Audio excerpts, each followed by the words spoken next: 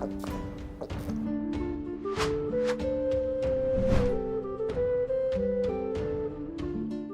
Moin, hallo und herzlich willkommen zu einem neuen Video hier auf meinem Kanal. Heute gibt es hier eine Runde Shakes and Fidget. Wir befinden uns auf W50, denn hier möchte ich noch heute einen Legendary Dungeon Run machen, einen Ultimate Run. Und zwar versuche ich wieder live im Video einen Zero Death Run zu erlangen. Ja, das hatten wir ja schon die letzten Male zum Legendary Dungeon, dass ich so eine Art Challenge in einem Video mache, wo ich dann so ein bisschen meine Gedankengänge euch mitteile und ja, wir einfach versuchen, so weit wie möglich mit einem Try, beziehungsweise halt mit 0 Toten halt zu kommen. Mal gucken, wie weit wir es heute schaffen werden. Ansonsten, falls ihr es noch nicht mitbekommen habt, es ist EU11 angekündigt. Und zwar am 12.04. um 16 Uhr erscheint das Ganze. Am 5.04. könnt ihr euch bereits schon vorregistrieren, euren Charakter saven. Und ja, am 12.04. ist es soweit, der Serverstart zum nächsten Server ist getan. Und ja, die ersten Leute sind schon auf dem Discord-Server fleißig am Hin- und Hersuchen. Das Wichtigste vorab, bevor ihr auf einen neuen Server startet, natürlich, ihr müsst euch vorher um eine Gilde kümmern, die für euch zugeschnitten ist. Wenn ihr Free-to-Play-Spieler seid, dann geht in eine Free-to-Play-Gilde. Wenn ihr Pay-to-Win spielen wollt, dann geht in eine Pilzer-Gilde. Und da gibt es auch noch Unterschiede zwischen Medium- und Hardcore-Pilzer. Ne? Da werden auf jeden Fall die Leute, denke ich mal, für euch da sein. Und falls ihr noch eine Gilde sucht für EU11 oder Member für eure Gilde sucht, ne? Oder halt eben als Spieler eine Gilde sucht, egal wie, könnt ihr sehr gerne auf dem Discord mal hier vorbeischauen. Hier unten ist die Gilden- und Spieler-Sektion. Die ersten Leute sind hier schon am Austauschen auf jeden Fall für EU11. Und ja, da könnt ihr sehr gerne vorbeischauen. Ansonsten verlinke ich euch unter dem Video nochmal meine Tipps und Tricks Playlist für die Leute, die neu in der Szene sind und einem Serverstart so noch nicht mitgemacht haben, beziehungsweise schon lange nicht mehr mitgemacht haben und wieder neu durchstarten wollen. Habe ich hier eine Tipps und Tricks Playlist, die euch auf jeden Fall den Einstieg in die ganze Serverstart-Thematik ein bisschen ja, erleichtert und ihr auf jeden Fall ja, nicht so viele Fehler macht, beziehungsweise so gut es geht, versucht Fehler zu vermeiden. Und hier sind halt so Videos dabei, ne? So 10 Tipps für einen erfolgreichen Serverstart, was ihr wissen solltet. Hier ist ein kompletter Festungs- und Unterwelt-Guide dabei, ja, mit Playthrough sozusagen, mit verschnellerter Version, wie ihr was ausbaut in der Unterwelt, wie ihr die Pakete am besten nutzt. Dann haben wir nochmal einen ultimativen Free-to-Play-Guide am Start. Ein Pet-Guide ist hier mit da drin.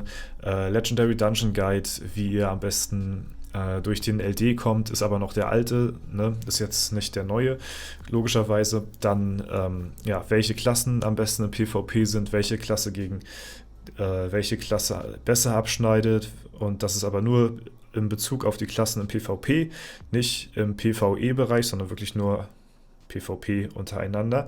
Fehlt auch der Necromancer, aber ansonsten sind alle Klassen mit dabei. Dungeon Pause erklärt, was ihr zu tun habt und so weiter und so fort. Und ja, zu guter Letzt für die Leute, die es interessiert, die nach 2 Tagen irgendwie Stufe 220 erreichen und sich fragen, oh, wie geht das denn? Ne? Ist das Ganze hier nochmal in verschnellerten Durchlauf nochmal am Start. Auf einem alten Server natürlich, ne, mit besser ausgebauter Ritterhalle, schwarzen Edelstein etc. Also ist natürlich nicht 1:1 ein Serverstart-Szenario, aber zumindest den Ablauf seht ihr, wie ja, das Ganze so in verschnellter Variante auf jeden Fall geht. Und ja, findet ihr unter dem Video. Ansonsten die Ankündigung für morgen, Donnerstag um 18:30 Uhr gibt es wieder den nächsten Livestream von mir auf Twitch. Da könnt ihr auch sehr gerne vorbeischauen. 18:30 Uhr bis wieder um 21 Uhr habe ich Zeit. Da können wir nochmal einen kleinen, knackigen Stream raushauen. Da könnt ihr sehr gerne auch vorbeischauen, wenn ihr wollt. Und ja, findet ihr natürlich auch unten unter dem Video hier den Link dazu, beziehungsweise auch zum Discord. Wenn ihr hier drauf joinen wollt, findet ihr natürlich auch alles hier unter dem Video angeheftet.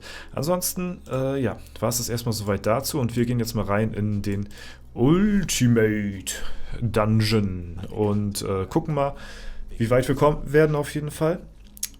Durch diese ganzen Türen, diese neuartigen Türen, so wie zum Beispiel diese hier, diese Ressourcentüren und ja, so Glücksradtüren, Bufftüren, habe ich das Gefühl, dass die Zero Death Runs auf jeden Fall ein bisschen einfacher geworden sind, weil das sind halt Türen, wo halt potenziell halt ja, Monster hinter gewesen wären. Jetzt ist es einfach ein Free Raum, so, wo ihr halt eben einfach Ressourcen sammeln könnt, so, ne? Also ihr seid eine Etage weiter, ohne irgendwas zu riskieren. Deswegen vom Gefühl her, denke ich mal, ist das Ganze ein bisschen einfacher geworden als im Vergleich zu früher. Und ja, trotzdem habe ich es bisher noch nicht geschafft, diesen Dungeon bisher einen Zero Death Run zu hitten. Wir geben aber auf jeden Fall jetzt mal heute unser Bestes und gucken mal einfach, wie weit wir kommen. Und ja, zum Anfang versuchen wir natürlich auf den ersten 25 Ebenen so viel wie möglich an Schlüssel zu farmen. Ne? Das Ganze habe ich zum Beispiel auch in dem Legendary Dungeon Guide mal ausführlich erklärt, den ich in meiner Tipps und Tricks Playlist habe. Ne? Heute machen wir das halt einfach nur mal so ein bisschen, ja, grob, sag ich mal, bisschen grob anschneiden hier das Ganze, wie so meine Gedankengänge sind, wenn es ein bisschen spannender wird. Zum Anfang ist es wirklich relativ,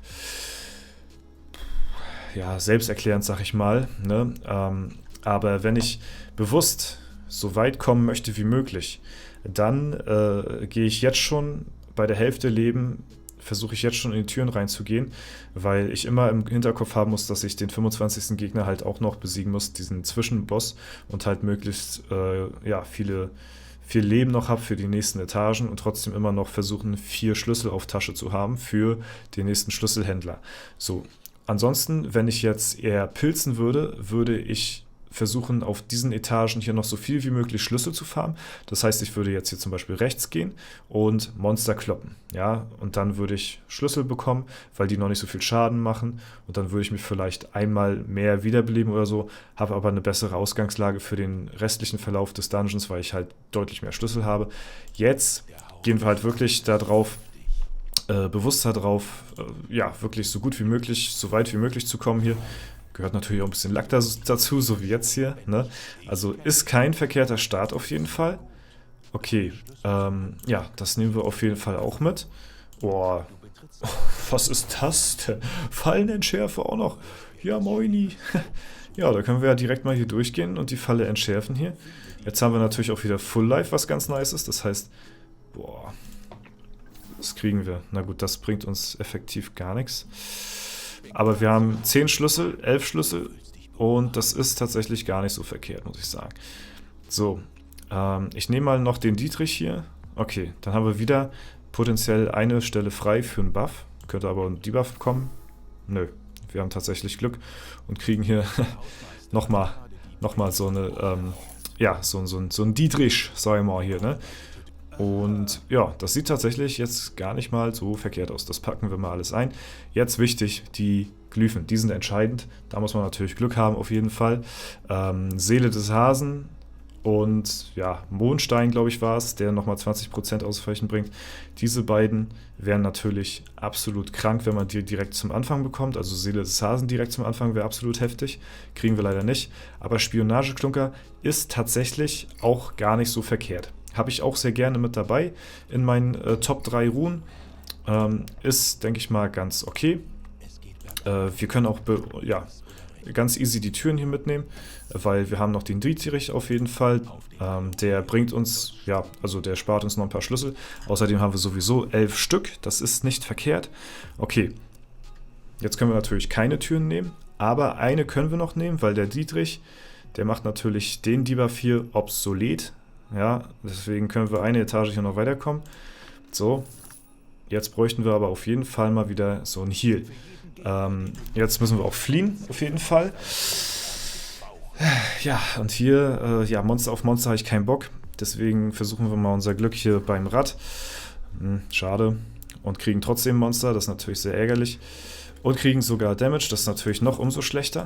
Aber wir sind beim Schlüsselhändler und jetzt müssen wir auf jeden Fall uns den großen 6er Heal holen. Das ist auf jeden Fall mit der Heal, der euch am meisten gibt. Der hier bringt euch zwar 50%, aber der Daumen für 6 Etagen, der gibt euch pro Etage 20, also könnt ihr euch ausrechnen. Ne? Es ist auf jeden Fall mehr als bei den 50% hier auf die Türen halt gemessen. Und jetzt müssen wir halt nur so lange blättern, bis er halt eben kommt. Ne? Ist natürlich nicht ein Free-to-Play-Run hier, weil ich jetzt am Blättern bin gerade.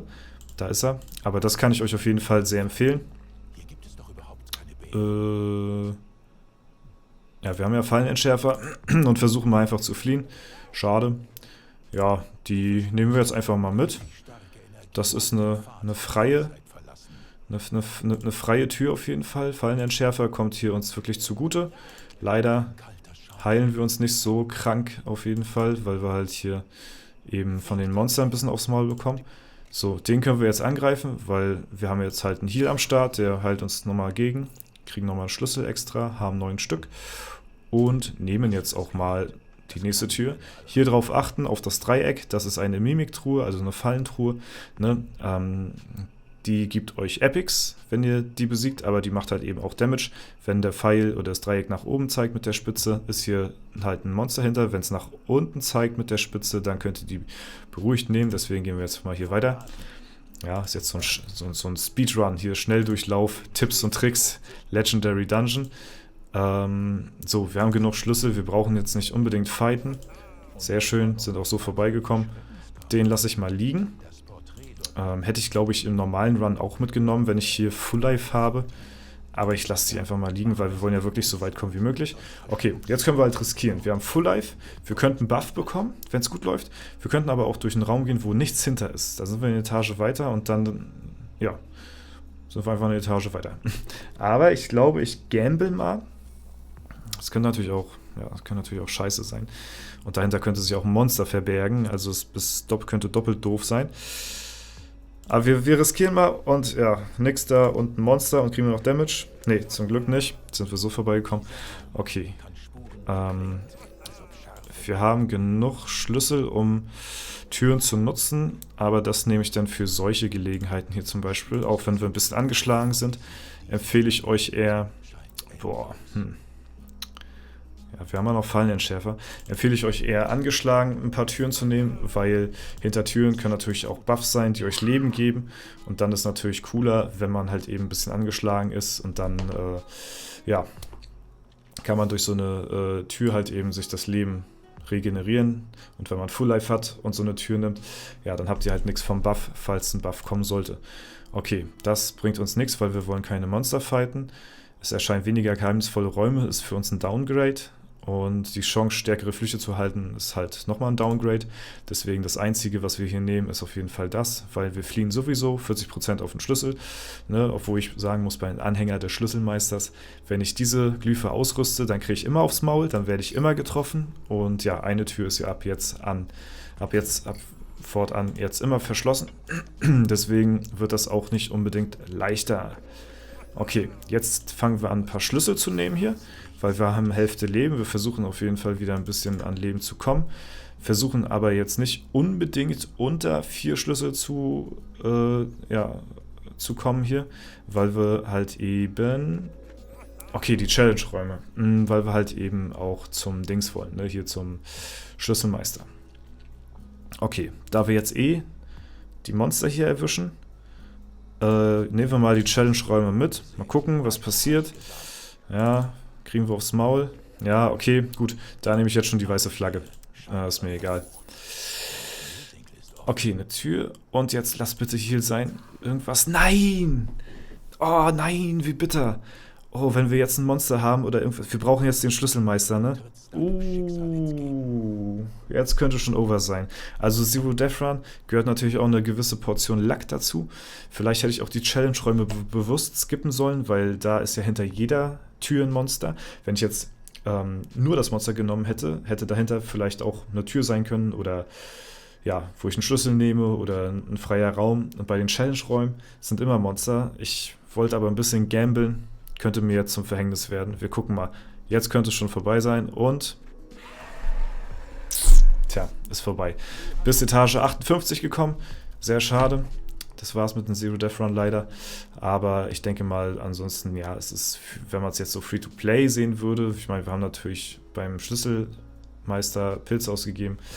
Wenn man jetzt die abziehen würde, wäre es halt Free-to-Play, ist es halt nicht. Wenn wir da ein bisschen Glück gehabt hätten, dann sind wir jetzt mit einem Run gut weit gekommen auf jeden Fall. Ne?